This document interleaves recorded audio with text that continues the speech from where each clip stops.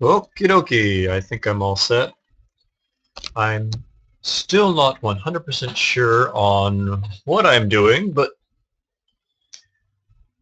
we'll see how it goes. Hello everyone, this is XCompWiz. Today I'm going to be streaming the development of a new instability mechanic. Hello D. Woodhouse.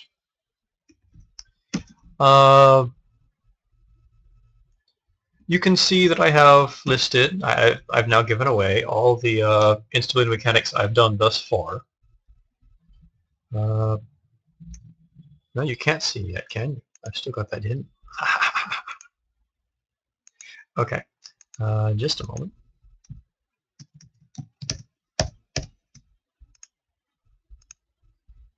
Make sure I'm not revealing anything else I don't want to here yet.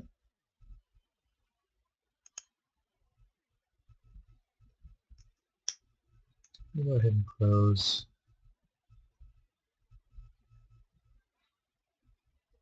Everybody remember the numbers 200 and 300. All right. So then, I've now hidden everything I don't want to reveal yet. Yeah, Tivic's going, reveal all the things! I won't. I'll reveal a few things here. You've already seen most of the all the instability mechanics I've implemented, aside from one, and those of you that have paid attention will spot that one, and those that you don't, well, you'll see it later. So, you should now be able to see. Okay. Down here, well, up here is where I register all my symbols. Down here, I'm registering my instability mechanics. I do this through my own API, and this means that the API works. Hello, Prime Toxins. Welcome. So yes, we're going to be creating a new instability provider. The system works here that we've got, the instability mechanics are provided in the same way that the symbols provide logic. That may not mean much to many of you, but that's okay. You'll kind of understand it a little bit here. So what we'll do is we'll create a new provider, and I want to keep this alphabetical, so I'll create it in the right place. That's way down here.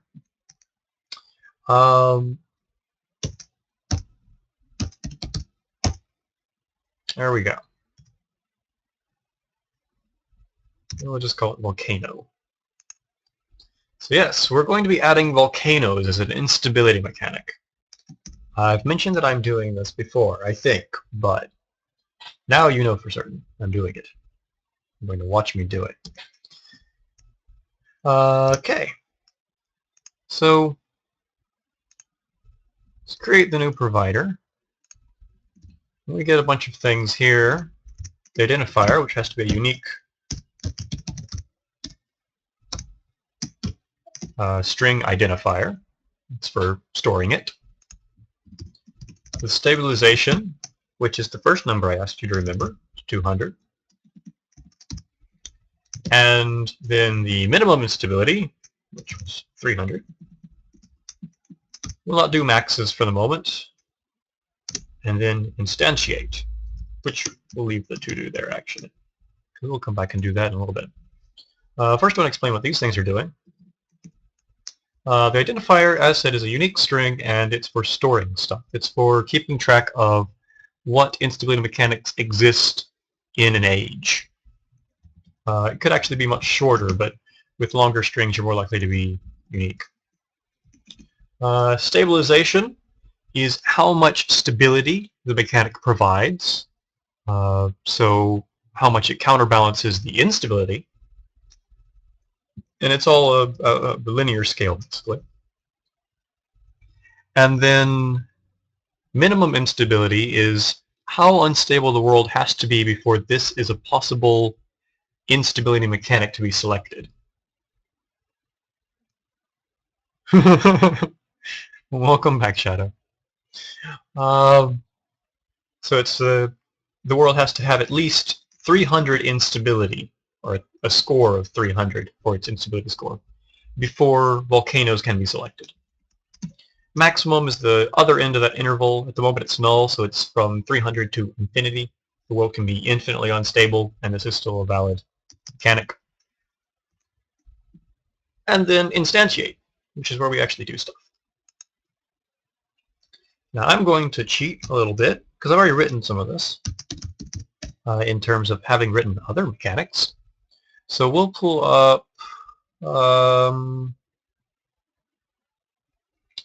doesn't really matter, because they all function the same way at the moment. Instantiate will register at effect. That's how the instability mechanics work.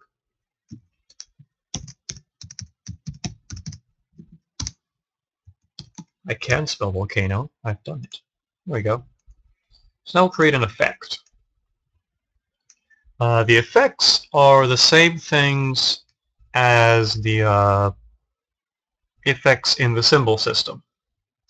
This means that the lightning effect, which you see in the charged symbol, is an effect, and it is the exact same code. It's used in both. That particular class object is used in both the instability mechanic and in the symbol. They're identical. So then, effect volcano. We'll create the class. It sets it all up for me, and we go. All right, so the effects have two things they can do. They get an on-chunk populate.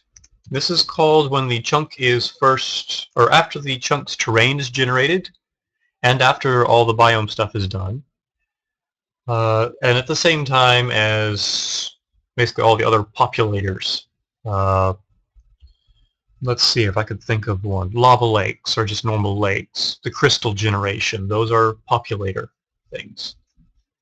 So it's actually called right after those. So it gets kind of a final say. And then instability mechanics have the absolute final say, because they're called even after the symbol effects. So here we'll do things for add stuff to the world. And then here we could actually get, we get ticks. Every game tick, basically, we're informed that we can do something. And we're told, and actually it's for every chunk that we could do something in. So for all the loaded chunks. For this one, we're probably not going to want to do anything, but so we could tick for the chunk. But for this one, we're probably just going to go with adding something to the world and letting that do most of the generation or control of stuff. And kind of shift around my things here. There we go. I can see. All right. So for population, sorry, my voice is a bit strange here at the moment. There we go. For population, we're going to add a pipe to begin with. Volcanoes come in a huge variety. There's everything from shield volcanoes to supervolcanoes to, well, ancient, dead, extinct volcanoes. The kind we'll be going for here in Mistcraft is probably going to be mostly kind of along the lines of the supervolcano. Not quite as devastating, but in that general vein.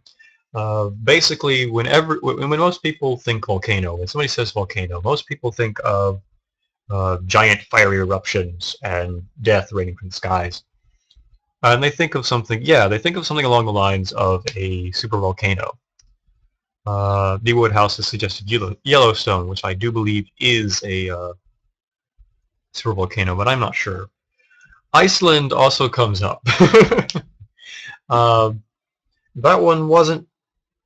That was mostly stuff thrown into the air, which was problematic just in itself.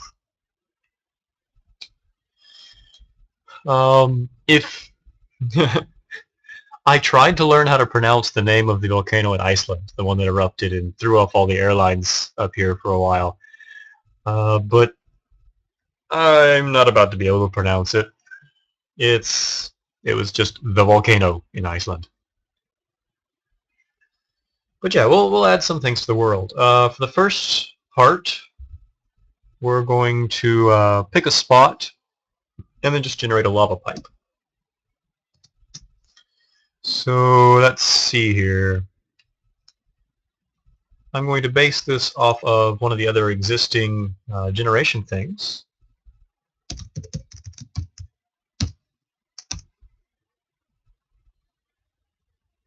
D Woodhouse has just posted the name of the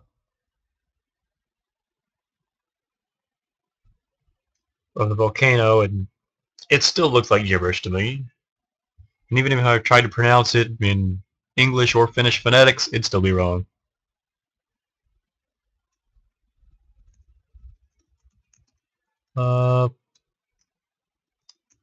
Alright, so I basically just want to get something. Oh, we'll go with the crystals. Here we've got a nice little populate thing. This one works a little differently, but I can just remove the parts that are different. There we go. Now we don't want volcanoes to be particularly common, so we'll say they generate every one, like 1 in 200 chunks. That's probably still going to be too common, but we'll play with it. And then this generates an offset for the location of the volcano. That's what resolution I'm streaming at. I'm not absolutely sure. 480p. A little concerned about trying to stream any higher. I can try it, but I'm concerned about the bandwidth. I can try 720. Requires stopping and restarting, I'm fairly certain. But I can do that. And then you can tell me how it looks. All right, we'll try that.